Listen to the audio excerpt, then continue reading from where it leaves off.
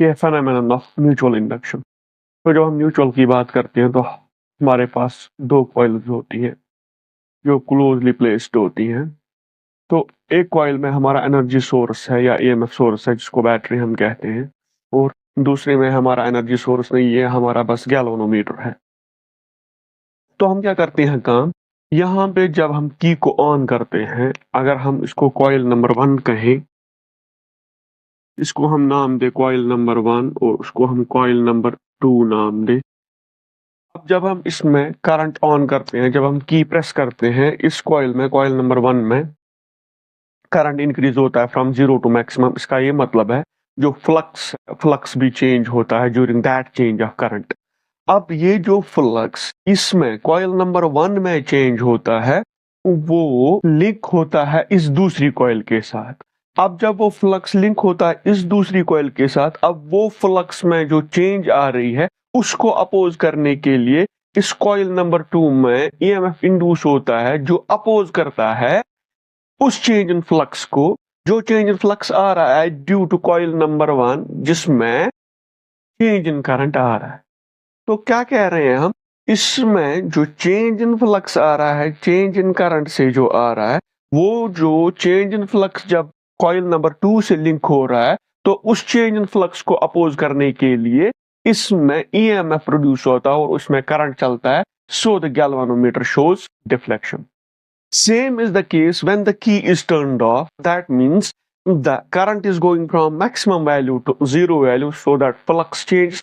When the changing flux is linked with this coil number 2, an EMF or the current is induced in this coil, but that opposes that decrease in current. So in that case, the deflection in the galvanometer is opposite.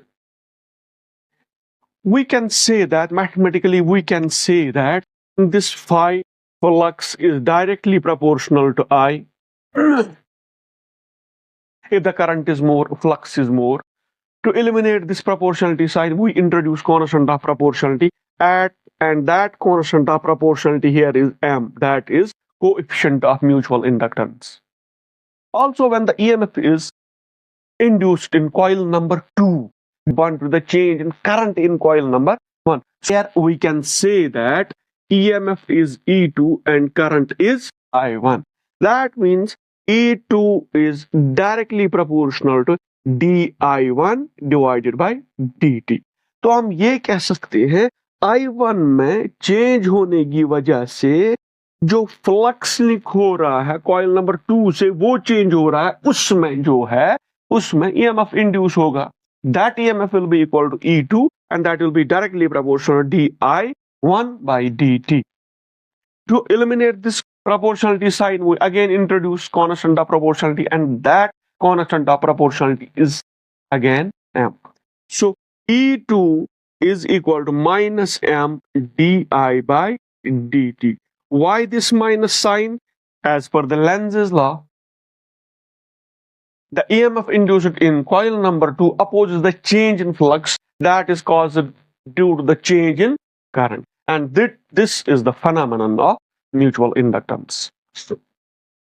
Now, the coefficient of mutual inductance depends upon. अब जो ये mutual inductance का coefficient है ये depend करता है geometry of coils पे। अब जियोमेट्री में क्या आता है, जियोमेट्री में ये आता है कि नंबर ऑफ टर्न्स कितनी है, शेप क्या है कॉइल की, साइज क्या है कॉइल की, और जो कोर मटेरियल है जिसपे ये वायर वाउंड है, जिसपे ये कॉइल वाउंड है, वो कोर मटेरियल क्या है।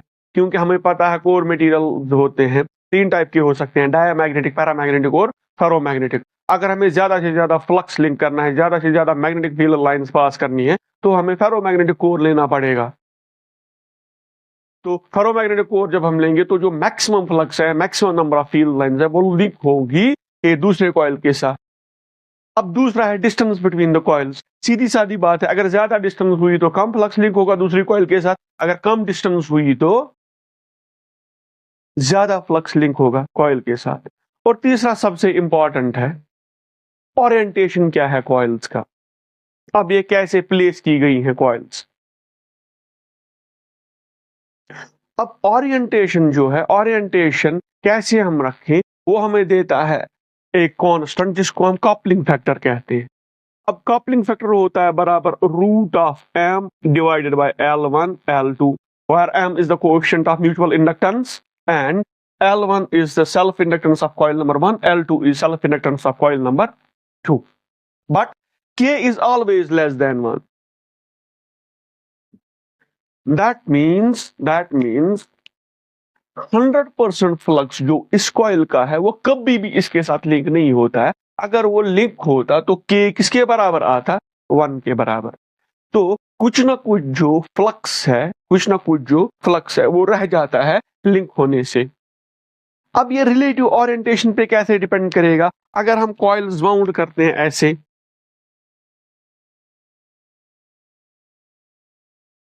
एक दूसरे पे, यहां पे हम मान ले K1 है कपलिंग फैक्टर। अब यहां पे K2 है कपलिंग फैक्टर। अब यहां पे अगर हम मान लेंगे K3 है कपलिंग फैक्टर, तो यहां पे रिलेटिव ओरिएंटेशन तो चेंज हो रही है ना। सीधा दिख रहा है हमें यहां पे जो है मोस्ट ऑफ फ्लक्स लिंक जो कॉइल 1 में प्रोड्यूस हो रहा है वो लिंक हो रहा है कॉइल 2 के साथ। यहां पे उतना नहीं हो रहा, यहां पे सबसे कम हो रहा है। तो हम ये कह सकते हैं कि अगर हम इन कपलिंग फैक्टर्स को इंक्रीजिंग ऑर्डर या डिक्रीजिंग ऑर्डर में हम प्लेस करें, हम ये कह सकते हैं जो K1 है that is greater than K2 that is greater than K3. So the mutual inductance depends upon, or coefficient of mutual inductance depends upon relative orientation of coils. Now, the phenomenon of mutual inductance gave birth to one of the most efficient machines in engineering, that is a transformer. The transformer has not got moving parts, so there is very less loss of energy because the transformer is devoid of moving parts. And the principle of transformer is just the mutual induction. Transformers are of 98% efficiency because those are devoid of moving parts.